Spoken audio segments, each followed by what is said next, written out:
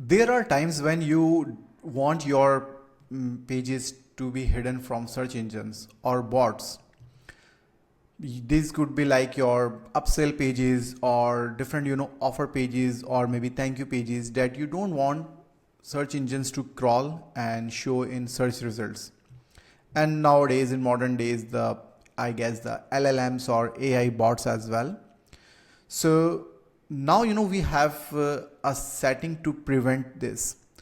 What I mean is, when you go to pages inside your ProductDyno products or collections,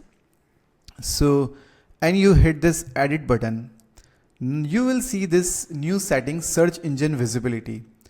By default this is enabled, but if you want any of your page to hide it from search engine, you just need to enable this setting and hit update, and that's all you need to do. Behind the scenes, ProductDyno will take care all of this, and it will prevent search engines to crawl this page and let them search your page to search results.